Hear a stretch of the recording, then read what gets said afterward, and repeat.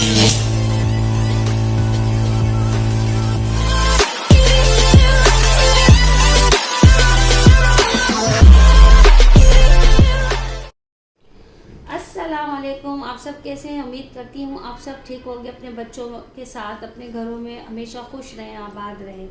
तो जी हाँ, आज की वीडियो में आप लोगों के लिए लेके आई हूँ 1 ईयर बेबी के जो नाप होता है वो किस तरह से लिया जाता है, उसकी तमाम मुकम्मल जो डिटेल वीडियो है वो आज मैं लेके आई हूँ, ताकि जो मेरे बिगनर्स हैं, जो बच्चियाँ नई हैं, जो सीखना चाह रही हैं, उन लोगों के लिए भी आसानी हो कि हम छोटे बच्चे का नाप किस तरह, चाहे वो छोटे बच्चे का नाप हो, अगर तरीका यही होता है, अब वो 2 साल 3 साल 5 साल 10 साल जितने साल के भी बच्चा है उसका नाप लेने का तरीका यही होगा जो मैं आज आपको बताने लगी।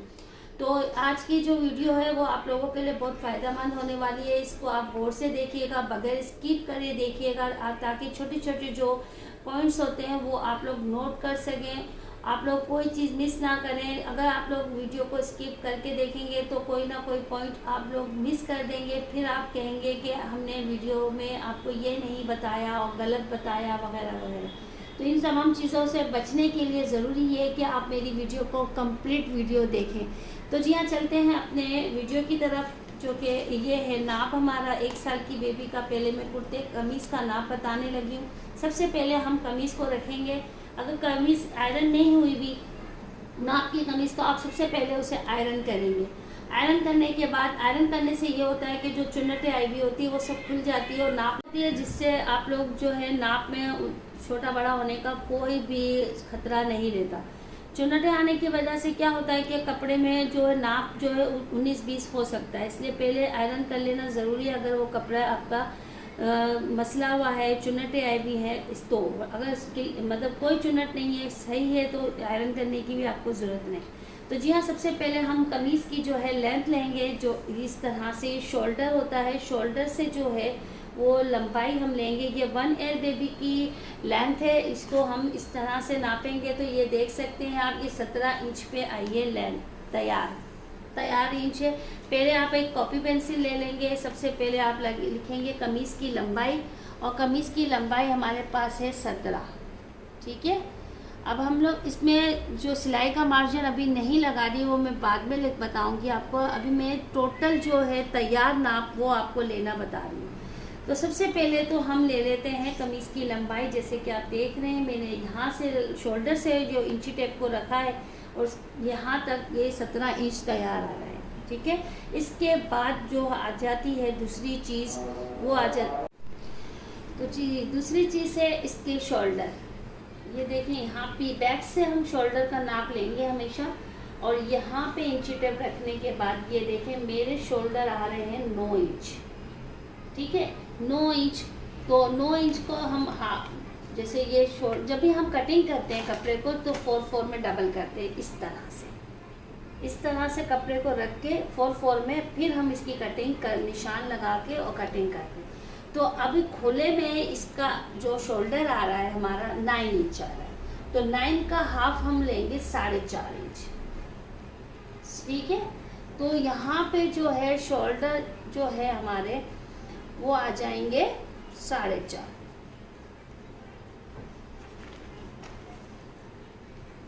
और इसके बाद आर्मोल को जो यहाँ से हम रखेंगे, ये आप देख सकते हैं, मैं एक इंची टेप को किस तरह से घुमा रही हूँ। ये देखें, ये पूरा 5 इंच के ऊपर जो आर्मोल आया है। तो आर्मोल की जो गोलाई हम लेंगे वो पूरी आ जाएगी हमारी 5 इंच पे। इस तरह से ये सब लिख लेने के बाद आपको बार बार कपड़े की ज़रूरत नहीं पड़ेगी, आपके पास लिखा हुआ सब कुछ मौजूद होगा, आप आसानी के साथ जो है अपने कपड़े की कटिंग स्टिचिंग कर सकेंगे। फिर इसके बाद आ जाती है हमारे पास चेस्ट। ये आ गया हमारा चेस्ट आ रहा है हमारा 12 यानी कि 12। तो 12 का हाफ करेंगे हम, तो आ जाएगा 6। तो सबसे पहले तो ये है कि हम शोल्डर से नाप करेंगे, तो हम लोग जो लंबाई जो आएगी हमारी चेस्ट की, वो तकरीबन 5 इंच के बाद से या 4.5 इंच के बाद से हम जो है ना चेस्ट की विड्थ लेंगे, ठीक है। तो चेस्ट की जो लंबाई आएगी वो तकरीबन 4.5 इंच की आएगी।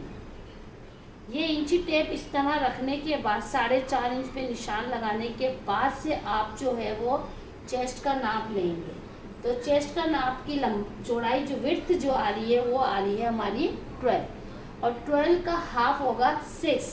तो चेस्ट की चौड़ाई आ गई हमारे पास 6। क्योंकि हमें पहले भी बता चुकी हूँ कि हम कपड़े को जब कटिंग करते हैं, मार्जिन इसका निकालते हैं, तो हम कपड़े को 4 में फोल्ड करते हैं। तो इसकी वजह से 6 का हमने हाफ कर दिया है, 12 का हाफ कर दिया, 6। ठीक है। तो अब आ गई हमारे पास चेस्ट का जो आ गई चौड़ाई हमारे पास 6।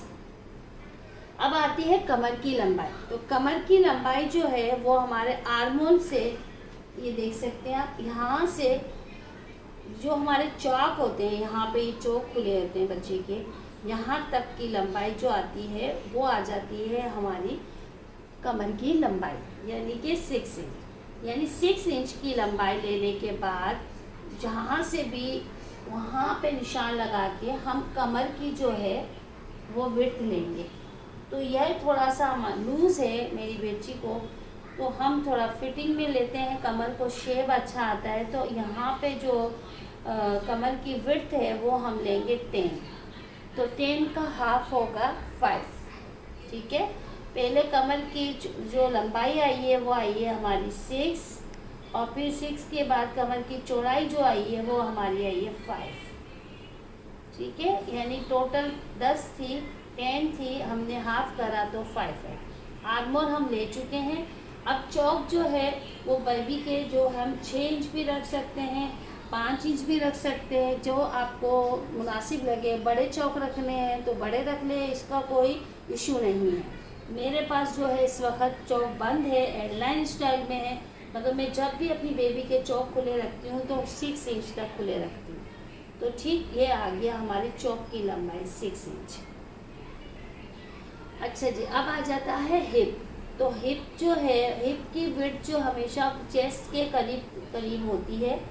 जैसे कि हमारी ऊपर यहाँ से यहाँ तक जो विड्थ थी चेस्ट की वो थी 12 टोटल। ठीक है।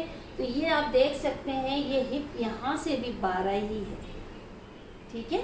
तो अब 12 का हाफ इधर भी हो जाएगा 6। ठीक है। ये आ गया हमारा 6।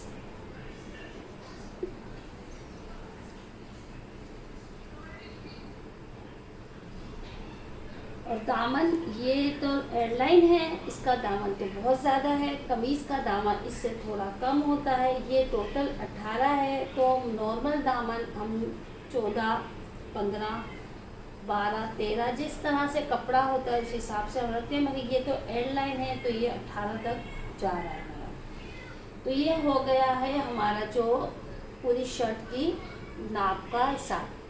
अब आ जाते हैं स्लीव्स। स्लीव्स जो है बच्चों की, ये देख सकते हैं, ये तो बिल्कुल मतलब बगैर आस्तीन का है, स्लीवलेस है। ये इस तरह से आर्मोल पे हमने पट्टी लगा के इसको बंद करके इस तरह से पट्टी बंद लगा के डिज़ाइन कर दिया। स्लीव्स नहीं है, यानी कि स्लीवलेस है। अगर हमें स्लीव्स बनानी है तो 1 ईयर बेबी की स्लीव्स की लंबाई तकरीबन 8 इंच तक आती है। ठीक है। 8 इंच की लंबाई आप रख सकते हैं अपनी बेबी की स्लीव्स की। तो अब हम गले का मार्जिन का निकालेंगे। तो गला जो है बेबी का, बैक का गला जो है, जो शोल्डर के पास से हम लेते हैं ना, ये देख सकते हैं 5 इंच। ठीक है। तो गले की जो विड्थ होगी ना वो आ जाएगी हमारी 5 इंच। और गले की जो लंबाई आती है, बैक की गले की लंबाई हमारी तकरीबन जो है वो 1.5 इंच तक आती है। ठीक है। ये देखिए, बैक के गले की लंबाई हमारी 1.5 इंच आती है और फ्रंट के गले की लंबाई हम 3 इंच तक ले सकते हैं। ठीक है। तो गले का जो हिसाब बनाना है तो इंशाल्लाह एक बार मैं आप लोगों को जो बुकरम के ऊपर पूरे गले की कटिंग स्टिचिंग भी बता दूंगी कि हम गले की जो है गोल गले की लंबाई चौड़ाई बुकरम पे किस तरह लेते हैं। बच्चे की गला जितना छोटा बनाया जाए वो ज़्यादा अच्छा रहता है। और क्योंकि हम इसके गले के ऊपर बटन टैग रख लेते हैं, फ्रंट पे भी कभी कभार रख लेते हैं, जैसे कि इसमें लगी हुई है, आप देख सकते हैं इसमें फ्रंट पे बटन टैग पे बटन लगाया हुआ है, ये देखें। और कभी कभी हम बैक पे भी बटन टैग बनाते हैं। तो गले को छोटा ही रखा जाए तो मुनासिब होता है, बड़े गले बच्चों को बिल्कुल भी अच्छे नहीं लगते। तो गले को जो है इस तरह से हम कटिंग करते हैं, जिस तरह से मैंने आपको नाप बताया है वो बिल्कुल परफेक्ट नाप है बच्चे का, 1 साल के बच्चे का। और अभी चलते हैं हम शलवार की तरफ।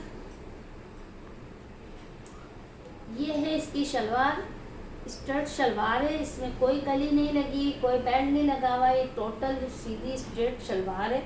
और इसकी जो लंबाई है, सबसे पहले हम शलवार की लेंगे, तो वो तैयार शलवार हमारी 16 इंच की है, ठीक है। ये देखिए, तो हम लिख देंगे शलवार की लंबाई 16 इंच। और जब इसका जो आसन है, वो नेफा जो हम मोड़ते हैं, उसको हटाने के बाद 8 इंच, यानी नेफे का 2 इंच का मार्जिन हम जो है याद रखिएगा, जब भी आप शलवार की कटिंग करें तो 2 इंच ऊपर से और 2 या से 1.5 इंच जो है मोरी के पास से आप कपड़े को ज़रूर छोड़ेंगे। उसकी लेंथ, ये मैं तैयार लेंथ आपको 16 बताइए, आप इसमें दो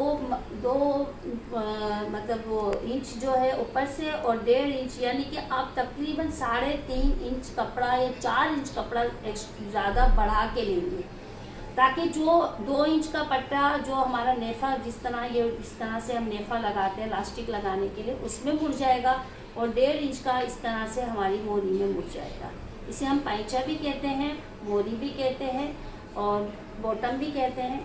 तो अब जो आसन है, तैयार आसन, इसका 8 इंच है, ठीक है। और पैंचे की जो ये चौड़ाई है हमारी तकरीबन 4 इंच है, ये देख सकते हैं आप, पूरी 4 इंच है। अगर आपका बच्चा, क्योंकि हम यहाँ से जो पैंचे होता है ट्राउज़र का, ये हमेशा ज़्यादा लिया करें, क्योंकि बच्चों को पैम्पर वगैरह लगाना पड़ता है। तो ये टोटल यहाँ से देखा जाए तो हमारा तकरीबन 14.5 इंच है, ये देखिए। तो इसका हाफ अगर हम करेंगे तो 14.5 इंच का हाफ हो जाएगा हमारा तकरीबन 7.5 इंच, ठीक है। 7.25 इंच, 6.25 इंच तक जो है वो हमारा हाफ आएगा। तो इसको यहाँ से इस तरह से लेंगे, ये देख सकते हैं आप, 7.5 के ऊपर आया है हाफ इसका। जब आप इस तरह से कपड़े को 4-4 में रखेंगे और इसकी कटिंग करेंगे, तो ये देखिए इस तरह से रखने के बाद आप जब लंबाई ले लेंगे, 2 इंच ऊपर से छोड़ेंगे, 1.5 इंच नीचे से छोड़ने के बाद यहाँ से जो आप है तकरीबन 7.5 इंच जो है वो कपड़े को रखने के बाद आप इसका आसन निकालेंगे। तो इंशाल्लाह मैं सिंपल ट्राउज़र की कटिंग ज़रूर आप लोगों के साथ शेयर करूँगी। आप लोग उस वीडियो को ज़रूर देखिएगा, आप लोगों के लिए बहुत आसानी हो जाएगी। तो इंशाल्लाह आप लोग जो है इस नाप से अपने हर बच्चे का, हर साइज़ के बच्चा जो 2 साल का, 5 साल का, आप नाप बिल्कुल परफेक्ट नाप बना सकती हैं। तो जी हाँ, ये देखें हमने ये सब कुछ लिख लिया है। पैंचे हमने 4 इंच थी, यानी इसकी 8 इंच थी। अब ये डायग्राम नाप से आपको यकीनन बहुत आसानी हो गई होगी, आप लोगों को अंदाज़ा हो गया होगा कि नाप को किस तरह से लिया जाता है। आप लोग ट्राई कीजिएगा, ज़रूर कीजिएगा। अगर इसमें कोई चीज़ आपको मुश्किल लगी, नहीं समझ आई, तो आप कमेंट्स में ज़रूर बताएं, मैं इंशाल्लाह दोबारा इसको आप लोगों को बताऊंगी। अब जब तक हमारी नई वीडियो नहीं आती, जब तक के लिए इजाज़त दीजिए। अल्लाह हाफिज़, अपना बहुत ख्याल रखें।